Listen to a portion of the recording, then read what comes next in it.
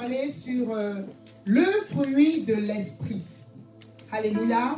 Vous savez, à un moment donné de notre vie chrétienne, c'est bien, on a parfois besoin de paroles d'encouragement, des paroles de foi, mais parfois il faut vraiment qu'on grandisse spirituellement. On doit grandir. Vous savez vraiment qu'il y a un mystère vraiment dans la croissance spirituelle. Vous savez que celui qui demeure enfant vraiment est privé en quelque sorte de son héritage. Donc quand nous grandissons spirituellement, nous commençons à manifester la gloire de Dieu. Nous commençons vraiment à expérimenter sur la terre le royaume des cieux. Vous savez, donc j'étais en train de dire que vraiment lorsque nous cultivons vraiment le fruit de l'esprit qui fait vraiment partie de notre croissance spirituelle, nous pouvons vraiment commencer à explorer l'héritage vraiment que notre Père Céleste nous a légué. Amen. Maintenant, on peut se poser la question de savoir quel est le rôle vraiment du fruit de l'esprit en nous. Quel est le rôle d'un fruit de manière générale? Vous savez, le fruit est vraiment, c'est en fonction du fruit qu'on identifie l'arbre. Donc, admettons par exemple, quand vous dites, vous n'avez jamais vu, parce que moi je suis d'origine africaine, si je n'avais pas vu un pommier, j'aurais pu voir un pommier sans fruit, je n'aurais pas su que c'était un pommier. Donc, c'est lorsque j'ai vu le fruit que j'ai identifié que, ok, ça c'est un pommier. Si ça avait été de la goyave, même si les feuilles étaient comme un goyavier, étaient comme un pommier, moi j'aurais dit que c'était un goyavier. Donc, on identifie vraiment la nature d'une personne par le fruit qu'il dégage, par ses œuvres. La parole de Dieu est claire. Alléluia. On va lire la parole de Dieu dans le livre de Matthieu 7, versets 17 à 18. Matthieu 7, versets 17 à 18. Ok. Tout bon arbre porte de bons fruits, mais le mauvais arbre porte de mauvais fruits. Un bon arbre ne peut porter de mauvais fruits, ni un mauvais porter de bons. Au fait, ici, la parole de Dieu est claire. Elle dit tout simplement que on reconnaît vraiment une personne parce que nous sommes identifiés comme des arbres. On nous reconnaît par rapport aux fruits que nous portons, par rapport à ce que nous manifestons. C'est ainsi qu'on nous reconnaît. Mais ça devient en quelque sorte un peu délicat. Mais il faut aussi savoir que nous sommes vraiment sous la grâce. Nous sommes sous la grâce. Je ne veux pas vous prêcher vraiment un évangile de condamnation ce matin, mais je veux vous prêcher un évangile de croissance spirituelle. Il faut voir ça vraiment pour grandir. Je vous dis, à un moment donné de la vie, on doit vraiment s'arrêter. Il faut que je grandisse. Je ne vais pas rester, je ne vais pas boire le lait tout le temps. Même l'apôtre Paul parle vraiment de la croissance spirituelle. Alléluia. Qui veut grandir ce matin? Qui veut grandir ce matin? On grandit tout le temps. Donc les enfants de Dieu sont un arbre issu de la semence de l'Esprit de Dieu et il leur est impossible de pécher. On le retrouve dans le livre de 1 Jean 3, verset 9. Quiconque est né de Dieu ne pratique pas le péché parce que la sémence de Dieu demeure en lui et il ne peut pécher parce qu'il est né de Dieu. Vous savez, avant, lorsque je lisais ça, je me suis beaucoup culpabilisé et je me suis beaucoup condamné par rapport à cette parole.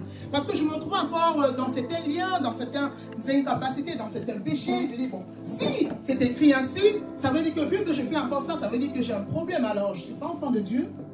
Est-ce que cela veut dire que je ne suis pas encore accompli? Qu'est-ce qu'il faut vraiment que je fasse? Est-ce que je vais aller au ciel? Est-ce que si? Est-ce que ça? Est-ce que quelqu'un s'est déjà posé, a déjà eu un problème avec ce passage? On te dit que non, tu ne dois pas pécher, c'est impossible. Quiconque est né de Dieu ne pratique pas le péché parce que la sémence de Dieu demeure en lui et il ne peut pécher parce qu'il est né de Dieu. On te dit que c'est impossible. Quand tu as la semence de Dieu en toi, c'est impossible pour toi de pécher. Pourquoi je veux parler vraiment du péché aujourd'hui? Pas seulement je puisse m'attarder pas sur le péché, mais sur les différents aspects du fruit de l'esprit. Mais pourquoi je veux parler vraiment de ça aujourd'hui? Parce que pour savoir l'impact et l'importance du fruit de l'esprit, il faut comprendre qu'on était délivré du péché. Donc quand la Bible dit qu'il nous est impossible, ça veut dire que ça ne s'appelle plus en quelque sorte péché. Donc c'est pourquoi plusieurs enfants de Dieu ont certaines difficultés. Parce qu'on regarde trop le mensonge, on regarde trop le péché, on regarde péché, péché, péché, péché, péché. Je fais encore ci, je fais encore ça. On ne cherche pas la bonne tactique, la bonne technique pour vraiment être totalement. Parce que la Bible dit que Christ a ôté le péché du monde. J'ai besoin de 3 personnes pour vous montrer quelque chose. 3 personnes, 3 volontaires. Galates 5 à partir du verset 19. Si tu peux le mettre, s'il te plaît. Ok. Or, les œuvres de la chair sont manifestes. Ce sont l'impudicité, l'impureté, la dissolution, l'idolâtrie, la magie, les inimitiés, les querelles, les jalousies, les animosités, les disputes, les divisions, les sectes, l'envie, l'ivrognerie, les excès de table et les choses semblables. Je vous le dis d'avance, comme je l'ai déjà dit, que ceux qui commettent de telles choses n'hériteront point le royaume de Dieu. Là, je mets une pause pour que tu vas continuer. Ceux qui commettent de telles choses n'hériteront point au royaume de Dieu. Je veux ici faire comprendre quelque chose à tout enfant de Dieu ce matin encore. Il faut comprendre qu'ici, il n'est pas question d'entrer dans l'éternité. Donc, d'une part, c'est ça. Et d'autre part, la vie chrétienne, je parlais hier avec ma mère et vraiment, on était conduits dans une conversation assez particulière. Plusieurs personnes pensent que le salut, quand on donne sa vie au Seigneur, ça se limite seulement à l'éternité. Non, on commence à vivre tout ici sur la terre. Si tu ne commences pas à expérimenter le royaume des cieux ici sur la terre, il y a un problème. La vie chrétienne ne se limite pas seulement sur la notion du salut. Ça ne se limite pas seulement à ça. Le salut est de manière générale. Ça veut dire que le royaume des cieux commence à vivre le royaume des cieux sur la terre. La Bible dit tellement de belles choses de nous lorsqu'on donne notre vie au Seigneur. Notre vie est différente. Nous sommes une nouvelle créature. Notre environnement change de manière totale. Tout change autour de nous. Spirituellement parlant, alléluia, et vraiment plusieurs opportunités s'ouvrent devant nous. Est-ce que tu peux continuer s'il te plaît? Mais le fruit de l'esprit, c'est l'amour. Donc là, on a vu le fruit de la chair, qui était la chair tout à l'heure. On a vu tout, au fait, et il y a plusieurs choses, parfois on se condamne, mais on dit toutes les choses ensemble. En fait, tout ce que nous faisons qui n'est pas bon là, c'est pas trop, il faudrait pas au fait. Oui, on se dit, il y a un problème si je fais ça, ainsi de suite. Mais le fruit de l'esprit, donc c'est l'esprit, c'est l'amour, la joie, la paix, la patience, la bonté, la bénignité, la fidélité, la douceur, la tempérance. Maintenant, ici, c'est l'âme en quelque sorte. L'âme, c'est l'âme qui sera sauvée. Alléluia. L'âme sera sauvée, c'est l'âme qui prend toutes les décisions. C'est là qu'il y a le sentiment, c'est là qu'il y a toutes choses. Et là, on a vraiment aussi, on a l'esprit, dans le Saint-Esprit vient, il habite dans notre esprit et il vient avec son fruit. Tout enfant de Dieu a le fruit de l'esprit, avec les 9 aspects. Donc, est-ce que tu peux dire, j'ai l'amour de Dieu en moi? J'ai la joie de Dieu en moi. J'ai la paix de Dieu en moi. J'ai la patience de Dieu en moi. J'ai la bonté de Dieu en moi. J'ai la bénignité de Dieu en moi. J'ai la fidélité de Dieu en moi. J'ai la douceur. J'ai la tempérance. Acclame pour toi-même. Donc lorsqu'on donne sa vie au Seigneur, qu'est-ce qui se passe? Le Saint-Esprit vient parce que nous sommes faits vraiment de ces 3 personnes. Donc chacun de nous, comme je l'avais dit la dernière fois, nous sommes faits de corps, d'âme et d'esprit. Et alors le Saint-Esprit vient, il habite là et il forme vraiment une seule personne, mais sous 3 aspects différents comme ça. Bon, maintenant, qu'est-ce qui se passe? Deux fois, les enfants de Dieu ne comprennent pas que toute la nature de la chair n'est plus leur problème. Et alors, au lieu de se focaliser sur la personne du Saint-Esprit, et vraiment embrasser, si vous pouvez vous embrasser, non, carrément c'est réglé. Voilà, embrasser le Saint-Esprit et se focaliser sur tout ça, il prend son temps à bagarrer avec la chair. Bon, je ne sais pas si vous voyez ce que... Tout le temps, hein, je suis en train de mentir, il est en train de... Plus enfants, plus trop avec la chair, mais on n'a plus de problème avec la chair. Quand la parole de Dieu dit, vous pouvez aller vous asseoir, quand la parole de Dieu, vous pouvez aller vous asseoir, quand la parole de Dieu dit que le péché a été ôté, c'est que la puissance du péché n'est plus. Donc, vraiment, pour que les enfants de Dieu soient totalement libérés du péché, arrêtons de bagarrer avec le mensonge. Arrêtons de bagarrer avec ci ou ça, tout ce que vous avez vu électricité. Focalisons ceci. De toute façon, l'esprit et la chair sont opposés. Alors, choisissons la meilleure partie. Focalisons-nous sur ça, travaillons ceci. Et c'est ça que je voudrais parler ce matin. Travailler les différents aspects du fruit de l'esprit. Comment cultiver vraiment les différents aspects du fruit de l'esprit en nous. C'est très, très important. Alléluia. Donc, le problème du péché a été réglé. Quand on lit dans le livre de Jean 1, verset 29, la Bible dit... Le lendemain, il vit Jésus venant à lui et il dit, voici l'agneau de Dieu qui ôte le péché du monde. Est-ce que la parole de Dieu ment? La parole de Dieu ne ment point. Donc ça veut dire que même si j'ai certaines faiblesses, on peut appeler ça parfois des erreurs. La Bible dit que le juste tombe 7 fois et se relève 7 fois. Je tombe, je me relève, mais je reste focalisé sur le Saint-Esprit. Parce que sans le Saint-Esprit, vous ne pouvez absolument rien faire. Plusieurs fois, moi dans le passé, j'ai eu à bagarrer avec tel ou tel autre péché parce que je me disais que non, je dois vraiment lutter pour arrêter de mentir, ainsi de suite. Je voulais faire mes efforts personnels, vous ne pouvez jamais. Si vous voulez utiliser la chair pour abandonner le péché, non. La Bible dit que la chair a vraiment ses désirs. Les désirs de la chair sont toujours portés vers le mal, vers les mauvaises choses. Focalisons-nous vraiment sur l'esprit. La chair ne sert à rien, mais c'est l'esprit qui vivifie. Donc dans Jean 6, verset 63, c'est l'esprit qui vivifie, la chair ne sert de rien. Les paroles que je vous ai dites sont esprit et vie. La chair ne sert à rien. Donc vraiment, focalisons-nous sur l'esprit. Focalisons-nous. Pour en finir vraiment avec les œuvres de la chair, il suffit d'embrasser l'esprit en se focalisant sur les différents aspects du fruit de l'esprit.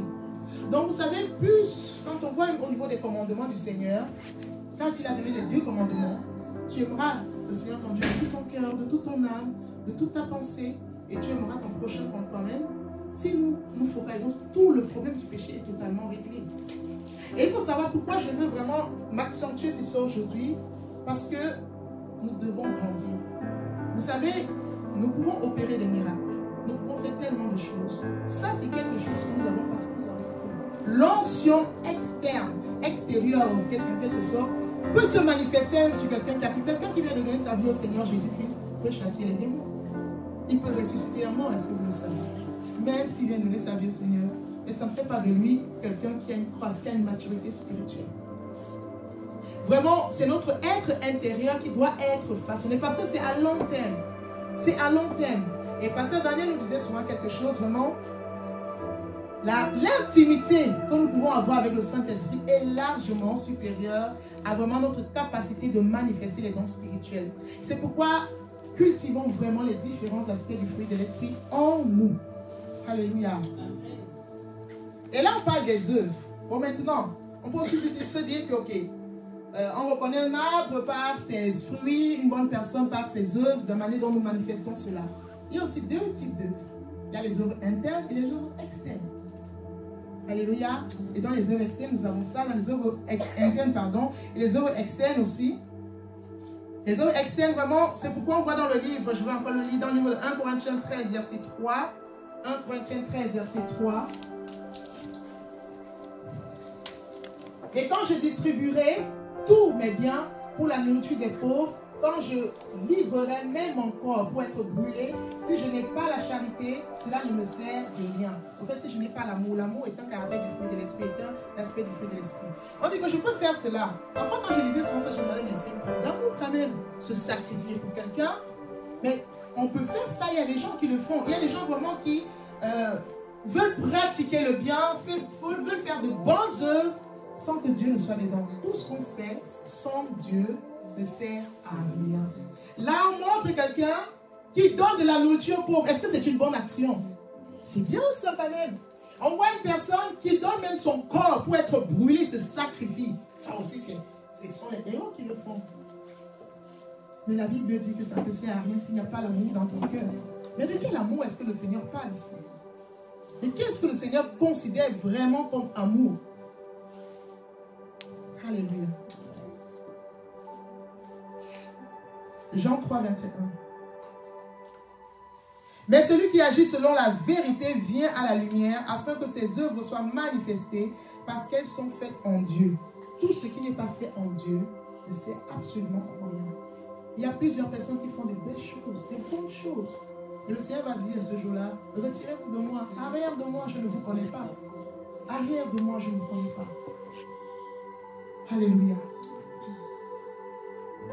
Mais qui peut manifester le fruit de l'esprit? Je suis en train d'arriver, ce n'est que l'introduction, c'est pour ça que je viens vite pour le faire. C'est parce que je suis à l'introduction pour entrer dans le message. Parce que je veux vraiment vous montrer comment cultiver. Parce que c'est ça le véritable problème. Parce que on peut se dire, oui, les différents aspects, est-ce que je peux le mettre encore dans Galates 5, verset 22? On peut se dire, oui, j'ai bien envie. Vous savez, moi, vraiment, l'évangile de condamnation, c'est pas très bon, c'est pas bon du tout. Parce que beaucoup d'enfants de Dieu ont vraiment la volonté. Mais on ne les montre pas le chemin. On va te dire, ok, oh, tu continues toujours à mentir, vraiment tu iras en enfer, ceci. On fait comment pour s'en sortir? J'ai la volonté, j'ai vraiment la volonté à moi de manifester l'amour. Mais comment je fais pour manifester l'amour? Je veux manifester la joie. La Bible dit que soyez toujours joyeux. Comment, lorsque je reçois une nouvelle qui légitimement doit m'attrister, doit me mettre vraiment hors de moi, comment est-ce que je vais être dans la joie? Quand je vois vraiment qu'il y a la guerre, je vais être ma fille qui meurt pour rien, ou bien qui se fait agresser, ou bien je me fais agresser moi-même pour quelque chose que je ne mérite même pas, comment est-ce que je peux être dans la paix? Comment je vais être dans la patience? Comment je peux être dans la patience si ça fait des heures et des heures, des mois et des mois que j'attends après quelque chose qui n'arrive pas à venir? qui vraiment est un mérite, j'ai travaillé pour ça. Et de manière vraiment injuste, il faut que je sois dans la paix. Comment est-ce que je peux être une bonne personne avec toute la méchanceté qui est autour de moi? Les hommes et les femmes sont méchants envers moi malgré tout ce que je fais. Comment je peux continuer à être bon? La bénédiction, la fidélité, la douceur et tout le reste. Comment est-ce que cela est possible? Alléluia. Comment est-ce que c'est possible? On a la volonté, hein? Qui a la volonté de grandir. Mais parfois c'est difficile. Parfois c'est difficile. Alors au lieu de nous condamner, dis-nous comment faire. Alléluia. Il faut qu'on nous dise comment faire. Par les épreuves, Dieu cultive. C'est Dieu qui nous amène parfois même à nous aide à cultiver les différents aspects du fruit de l'esprit en nous. Alléluia. Donc parfois par les épreuves, nous pouvons passer par des moments difficiles. Et comme ça que nous cultivons le fruit de l'esprit. Il faut savoir aussi identifier les saisons d'épreuves par rapport aux différents aspects du fruit de l'esprit. Je vais vous prendre un exemple. Lorsque Dieu veut travailler peut-être notre foi, là, je veux vraiment faire comprendre qu'il faut identifier. Parfois, vous traversez des moments bizarres. Vous ne comprenez pas ce qui se passe. La Bible dit que toute chose concourt à ceux-là qui aiment Dieu. Si vous savez que vous aimez Dieu, sachez que quelle que soit la situation dans laquelle vous allez vous trouver, tout concourt pour votre bien. Mais, vous vous dites, mais Seigneur, tu ne tires aucun intérêt à me voir dans cette souffrance. Tu ne tires vraiment aucun intérêt pour que cette situation ne soit pas débloquée. Mais qu'est-ce que tu m'enseignes? Qu'est-ce que tu m'enseignes? Je peux vous assurer que toutes les épreuves que nous pouvons traverser ont toujours un rapport avec les 9 aspects du fruit de l'esprit. C'est toujours pour travailler quelque chose en nous. Et alors, il faut identifier ce que Dieu veut travailler en vous. Il faut toujours identifier cela. Quand on voit la patience, quand Dieu veut travailler la patience, c'est quoi?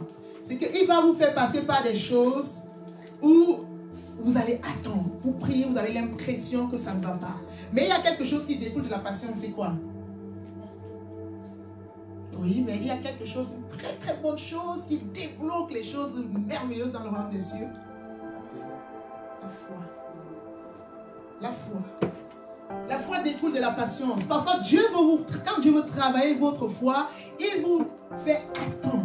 Vous priez, ça ne vient pas. Alors, Dieu ne se plaît pas à vraiment vous faire attendre. Hein. Mais Dieu veut aussi que votre foi soit grandissante. Donc, quand il va vous éprouver au niveau de la foi, il faut vraiment cultiver ça. Donc, pour les hommes ou les femmes qui veulent vraiment grandir, cultivez la patience. Votre foi va être boostée. Alléluia. Et l'amour, vous allez vous rendre compte que vous faites du bien. Et il y a des saisons comme ça, je ne sais pas vous, mais il y a des périodes où vous dites que mais cette période, c'est comme si les mêmes choses m'arrivent. Mais tant que tu ne capitules pas, tu ne comprends pas, ça va passer. Quand tu comprends que tu as signé la situation, vous allez vous rendre compte que ça se temporise. Quand vous comprenez la leçon, parce que Dieu comme un père, il est notre père. Est-ce que Dieu est ton papa? N'est-ce pas toi-même en tant que papa ou en tant que maman, tu éduques tes enfants. Tu la montres, même si pour eux, ce n'est pas bon, mais toi, tu sais ce que tu apprends à ton enfant. Donc, parfois, Dieu nous éduque. Et dans son éducation, il dit qu'ok, il faut maintenant, là, il faut que tu puisses développer la patience. Donc, je vais te faire attendre. Je vais te faire attendre. Tout ce qui se passe dans ta vie, tu te rends compte que tout ce que tu attends, comprends que non, c'est la patience. Et rends gloire au Seigneur. Focalise-toi sur le Saint-Esprit et tu verras que ça ira. Alléluia. Quand tu comprends ça, tu avances plus rapidement. Et l'amour, c'est quelque chose que Dieu a beaucoup travaillé dans ma vie parce que je connais beaucoup de rejet. Je peux assurer que les gens qui connaissent beaucoup de rejet, surtout les enfants de Dieu, c'est que Dieu veut travailler quelque chose. Et que Dieu veut les amener dans une certaine dimension dans l'amour. Donc parfois, tu fais du bien. Tu as l'impression de tout faire, de te donner entièrement. Mais le retour est toujours... C'est comme ça ne suffisait pas. Pourquoi la Bible, quand le Seigneur dit, bénissez ceux qui vous médisent. Bénissez vos ennemis. Parce que les ennemis sont parfois des pions en quelque sorte que Dieu utilise pour notre propre bien. Amen. Eux-mêmes là, ils sont vraiment, il y a des bons ennemis dans notre vie que Dieu utilise pour notre bien. Et parfois le diable même, Dieu soit même le diable là, même si c'est avec lui-même. Il y a tellement de choses qu'il fait qui nous propulsent même. Et je suis sûr que s'il savait qu'elle devait arriver là, je ne devais même pas venir l'attaquer. Un jour, je me suis retrouvée en train de faire une veillée de prière sans me rendre compte. J'ai fait 7 heures de prière. Je n'ai pas vu le temps passer. J'ai eu l'impression d'avoir même pas fait 1 heure de temps. Parce que j'étais tellement violemment attaqué dans la nuit. Je me suis réveillée, j'ai prié. Et là, mais ça m'a boosté quoi. Mais s'il ne m'avait pas attaqué, ça veut dire que lui, c'est comme si tombait dans son propre piège. Alléluia. Soyons saisis les bonnes choses que le Seigneur met devant nous. Et comprenons la leçon. Comprenons vraiment la leçon et réjouissons-nous de ce que le Seigneur fait dans notre vie. Toute chose concourt bien de ceux-là qui aiment Dieu. Ça, c'est vraiment quelque chose qui doit rester dans votre esprit. Et vraiment, et à force vraiment de vous focaliser sur cette parole du Seigneur, tout ce qui pourra vous arriver, vous allez chercher à comprendre la leçon que le Seigneur veut vraiment vous apporter. Alléluia. Et il y a quelque chose de merveilleux, c'est quoi? Dieu présente une épreuve et le Saint-Esprit nous aide à traiter l'épreuve, puis nous fait grandir. Donc, on n'est jamais seul. Dieu chérit le Saint-Esprit qu'il a mis en nous. Donc, ça veut dire que je dois bâtir avec le Saint-Esprit cette proximité. Rien ne peut être fait sans le Saint-Esprit. Absolument rien. C'est pourquoi le Saint-Esprit nous a été donné. Amen. Rien ne peut être fait sans lui. On va lire dans le livre de Romains 5, verset 5. Or, l'espérance ne trompe point, parce que l'amour de Dieu est répandu dans nos cœurs par le Saint-Esprit qui nous a été donné.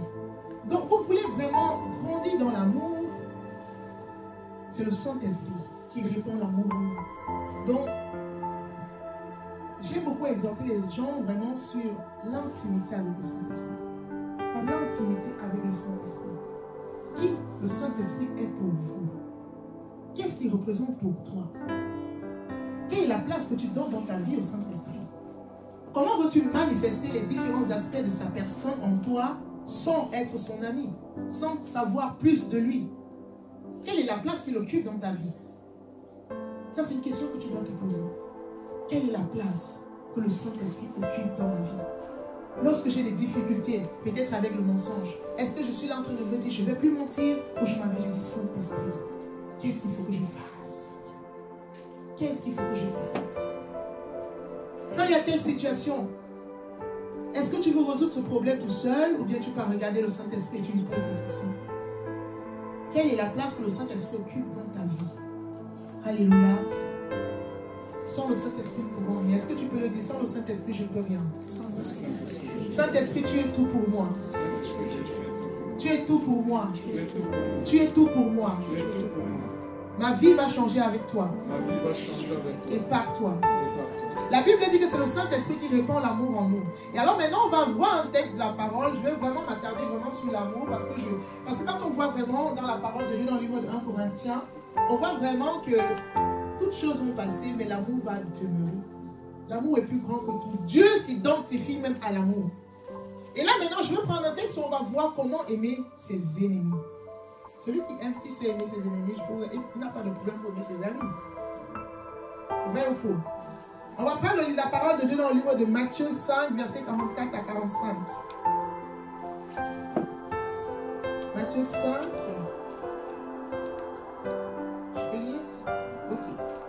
Mais moi je vous dis, aimez vos ennemis, bénissez ceux qui vous maudissent, faites du bien à ceux qui vous haïssent et priez pour ceux qui vous maltraitent et qui vous persécutent, afin que vous soyez fils de votre Père qui est dans les cieux. Car il fait lever son soleil sur les méchants et sur les bons, et il fait pleuvoir sur les justes et sur les injustes. Au verset 45, il dit, afin que vous soyez fils. On va voir dans la parole de Dieu, on parle d'enfant. C'est pourquoi je vous parle aujourd'hui d'une maturité spirituelle, de la croissance spirituelle. Et quand on va dans le livre de Galates, on voit que Galates 4, verset 1.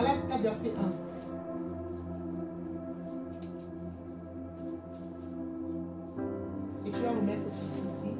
Or, aussi longtemps que l'héritier est enfant, je dis qu'il ne diffère en rien d'un esclave. Il y a des enfants de Dieu qui sont des esclaves, qui sont esclaves de la vie, esclaves de la maladie. Pourtant, la parole de Dieu dit que nous avons été guéris. Par les meurtrissures de Christ, nous sommes guéris. La Bible dit qu'il a porté sur lui vraiment nos malédictions sur la croix. Il s'est fait malédiction pour nous, pour que nous soyons bénis. Mais c'est quoi cette histoire? Que parce que dans la famille, tout le monde ne peut pas se marier, ça se répercute toujours sur moi, malgré que je suis enfant de Dieu. Pourtant, la parole de Dieu me dit que non, tout mon environnement a changé. Quelle est cette histoire? Que les malédictions générationnelles continuent à être manifestes dans ma vie.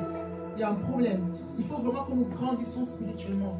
Si nous ne grandissons pas, il y a plusieurs choses que nous n'allons vraiment pas expérimenter dans le royaume des cieux. Ça commence sur la terre. Le Seigneur Jésus-Christ a dit quelque chose.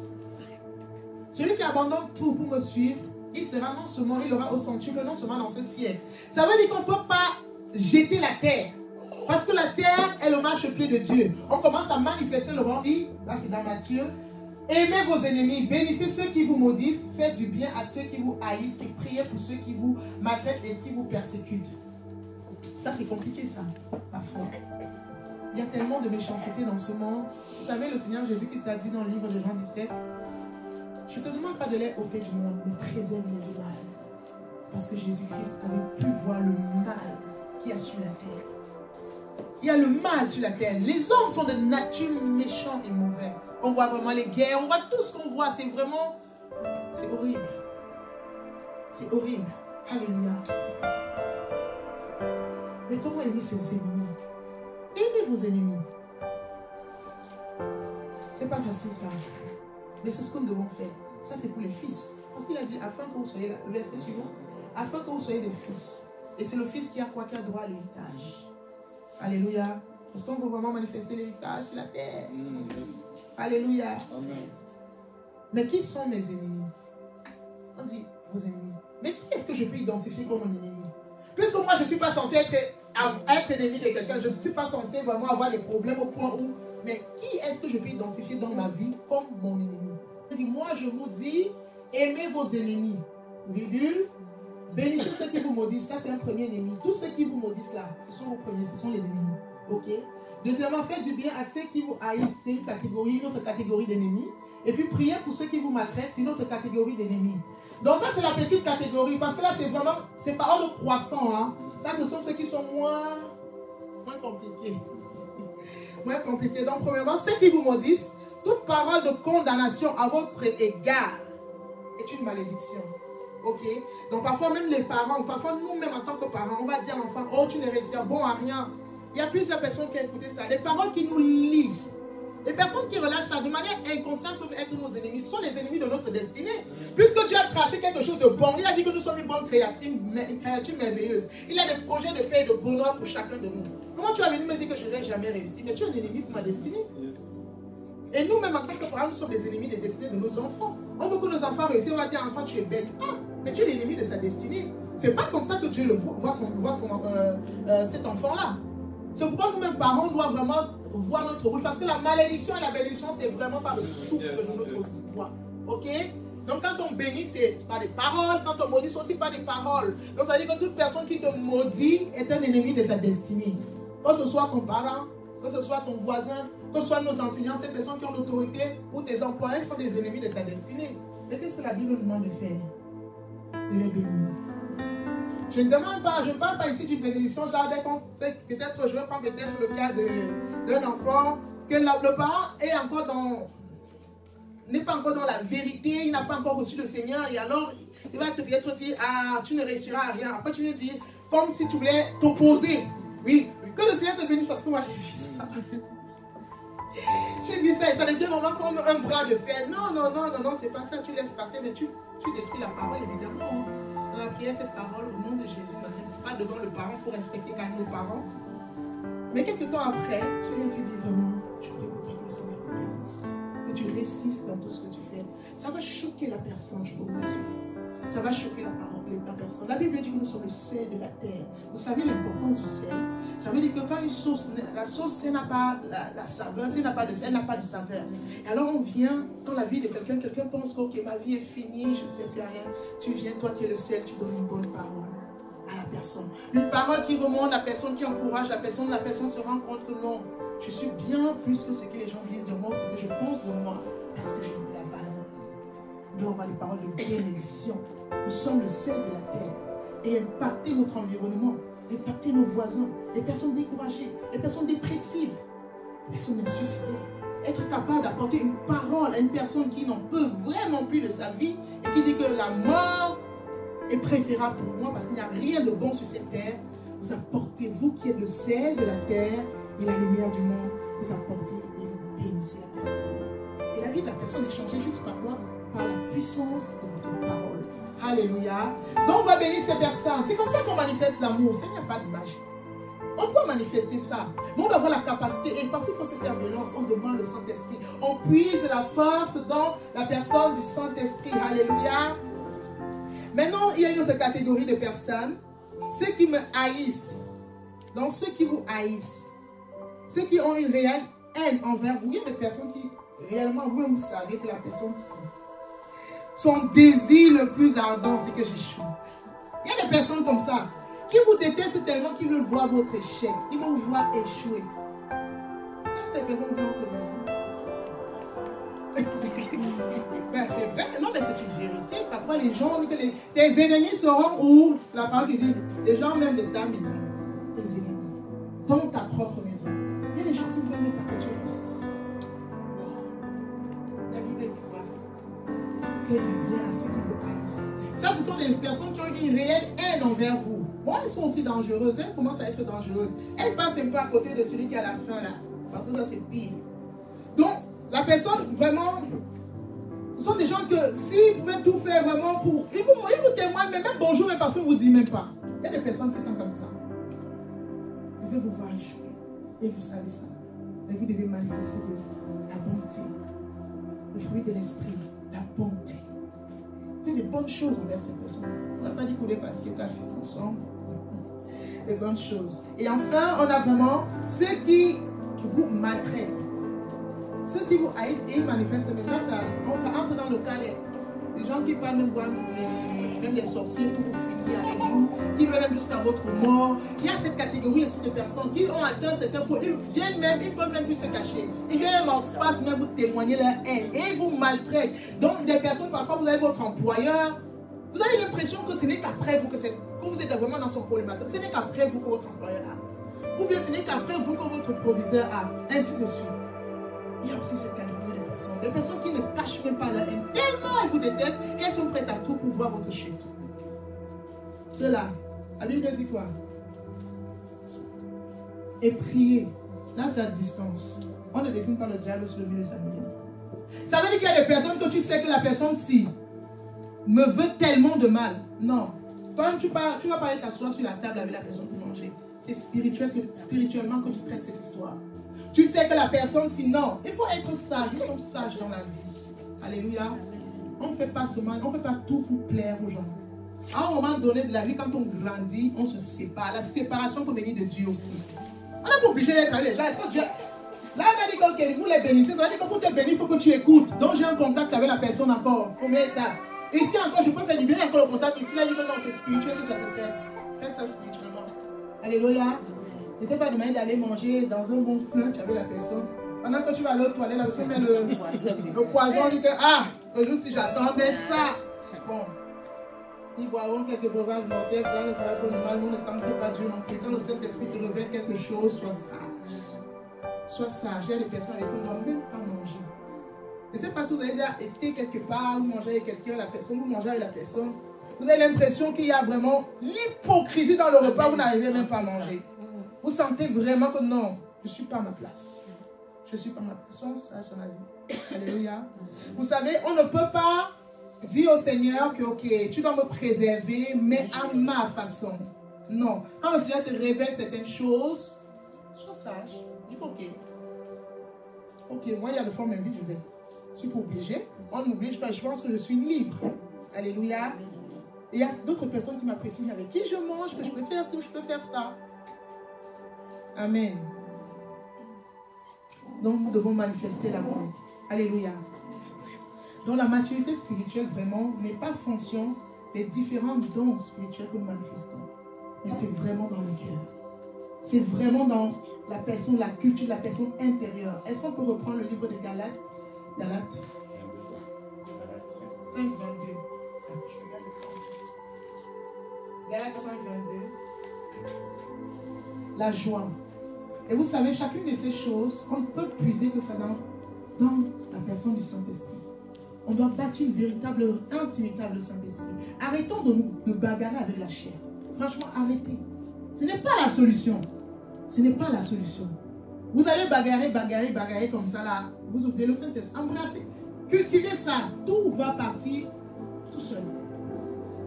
Comme Jésus a dit, mais celui qui aime son prochain, il ne va pas l'insulter.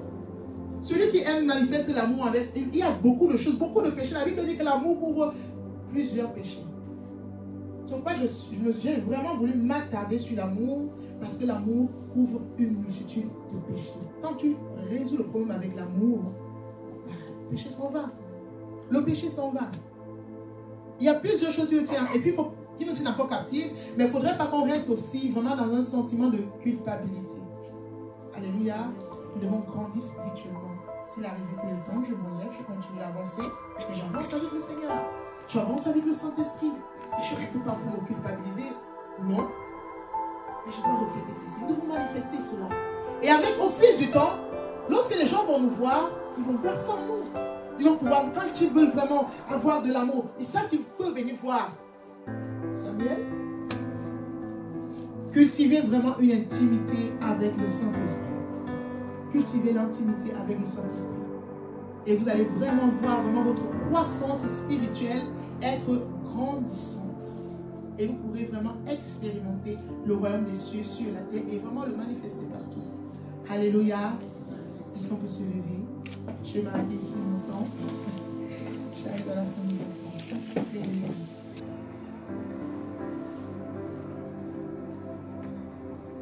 On va dire tout ça. Merci Saint-Esprit. Merci Saint-Esprit. Est-ce qu'on peut mettre la main sur notre cœur? Merci Saint-Esprit pour ta parole. Merci Saint-Esprit pour ta parole. Merci parce que tu veux que je grandisse. Parce que tu veux que j'hérite. Que j'entre totalement dans cet héritage. Que je le manifeste. Merci pour la croissance spirituelle. Parce qu'à partir de ce moment, à partir d'aujourd'hui, tout change. Ma vie change. Les faiblesses actuelles sont du passé. Je ne suis plus pécheur. Parce que la nature de Dieu est ma nature. Je suis une nouvelle créature. Et à partir de maintenant, je focalise mon attention, ma personne, sur la personne du Saint-Esprit. Et ma chair me suivra. Et s'attachera au Saint-Esprit. Merci Saint-Esprit. Parce que tu me visites à cet instant. Oh, c'est que est-ce qu'on peut prier en langue?